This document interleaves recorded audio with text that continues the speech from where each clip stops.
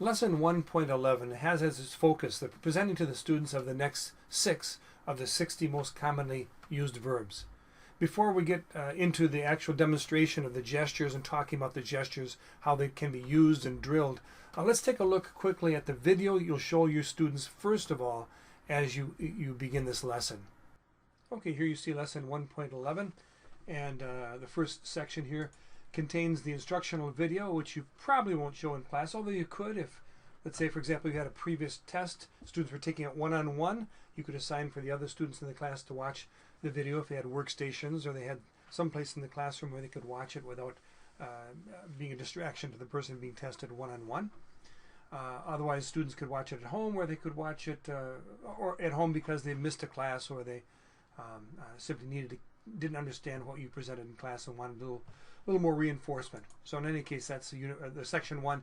In section 2, this video here deals with the presentation in a variety of manners of the next 6 verbs, and you're going to show this video to the students before you drill them on the different gestures corresponding to the verbs they're learning. So here's how it works. This is in English, by the way. Here you see the context clip. It's the verb to prepare. The students are seeing in a visual fashion the meaning of the word. Here's the gesture. Prepare. This is a sample sentence. Prepare the meal. I prepare the meal, for example. Here's another sample sentence to give us the students a little better sense of the meaning of the word. She prepares breakfast, that said. Here you see the gesture clip again. The students are imitating. Prepare. And next you see pronunciation with mouth up close so they can get a sense for how the word should be pronounced. And they're repeating as they hear it pronounced for them. Now you can rely upon the video that you just watched to present the verbs to the students. That could be conceivably sufficient, but I personally, after I've shown the video, will go back and act out all of those actions again for the students, being as dramatic as I can, using mime. And then I would give them the word, which corresponds to the action at the end of the action, and I would also perform the gesture. And invariably, I want the students to perform the gesture and to repeat after me every time that I do it as well. So I'm just reinforcing the sense of the word as well as the pronunciation of that word. So let's take a look now what those specific gestures are for this particular lesson. The first is prepare.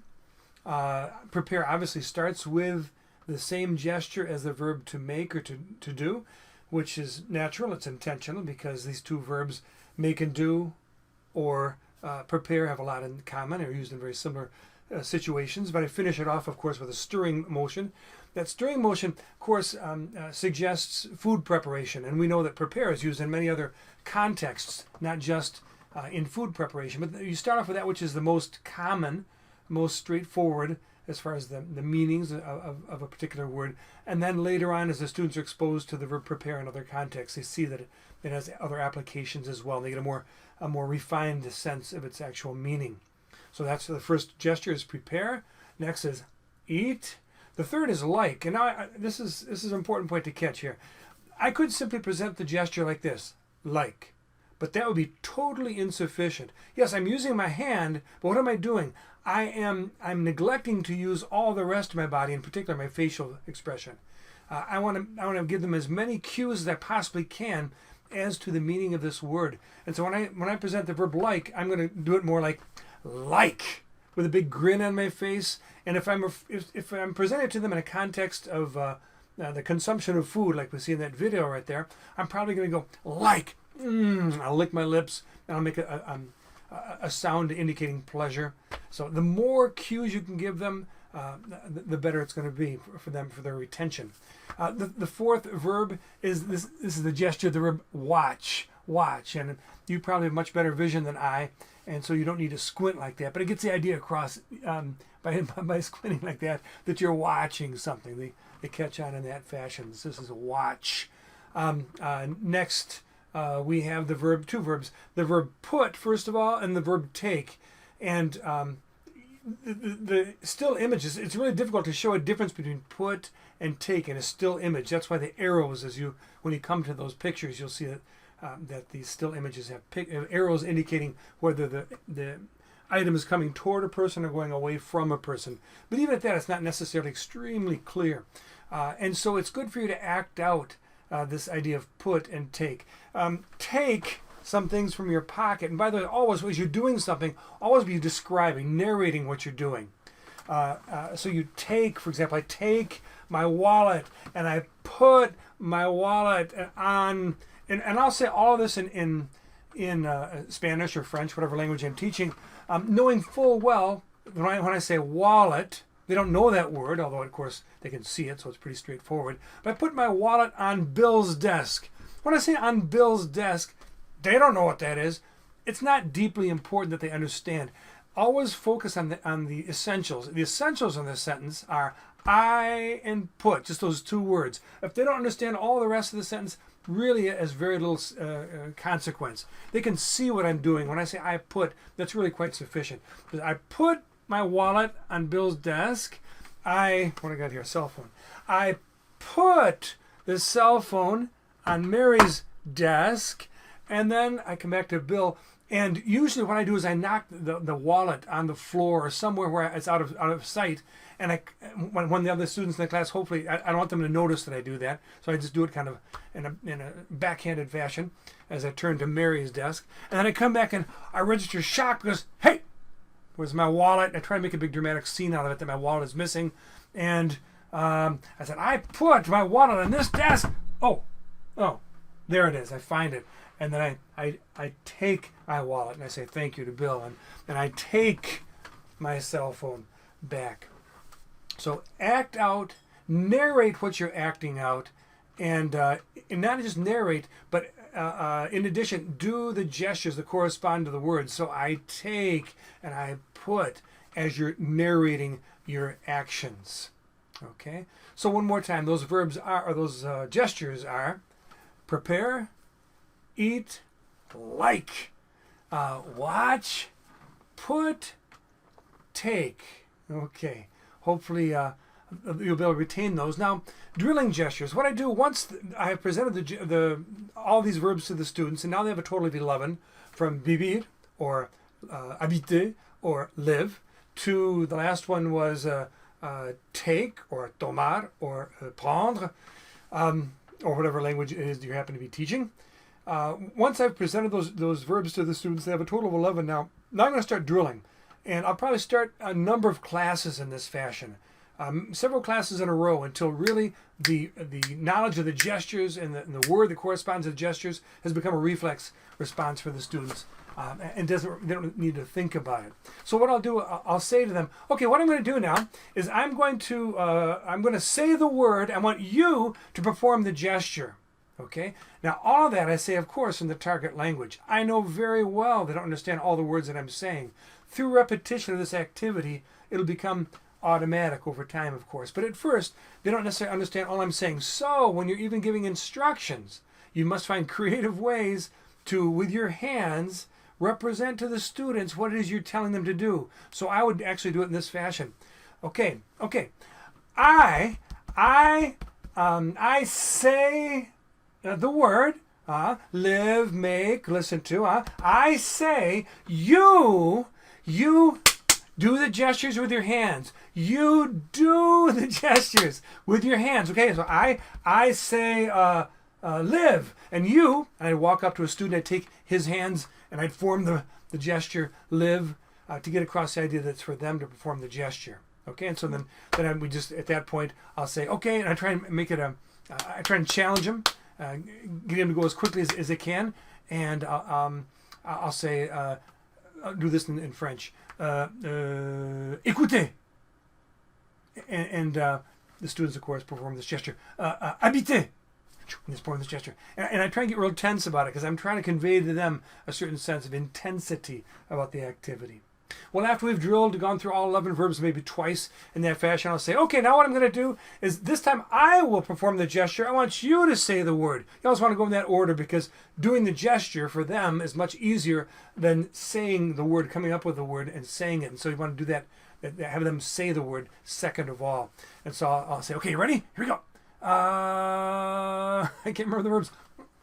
and they'll say, écoutez, I'm going to say manger, and then I'll do this. And they'll say, regardez, and I'll do this, and they'll say, prendre, and this, habiter, etc. Okay, and so do that on a regular basis, and at the beginning of every class, try to make it, challenge them in essence. Try to convey to them a certain sense of intensity about the activity.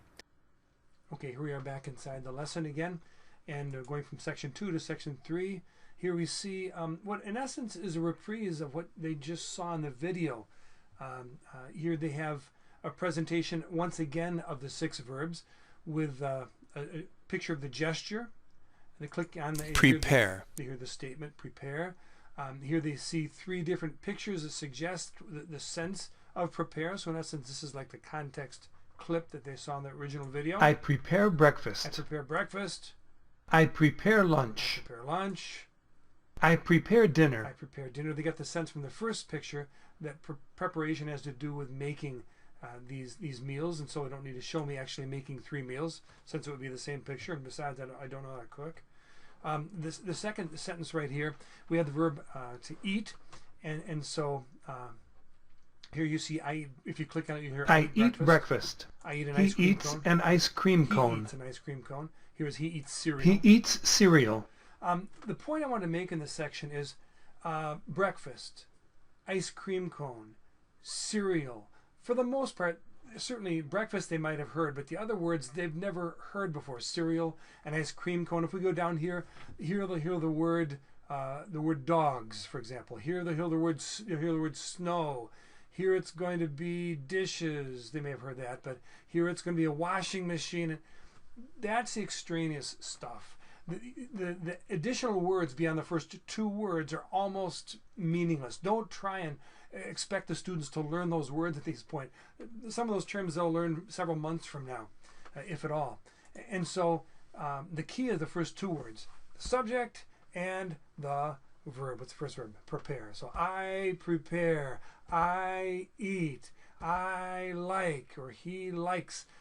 The key here is we're just trying to get across the meaning of these verbs, and that's why we show them a variety of different contexts in which these verbs are represented. Okay, so focus on don't try and teach them the additional prepositional phrases or objects to follow the verb. Only focus on the verb itself. They're not responsible for anything beyond that. Okay, and I think that's just one more thing to point out here. There's a video at the end, which again it's a PowerPoint presentation, in which the students are obliged to try to come up with the 11 verbs in an accelerating fashion.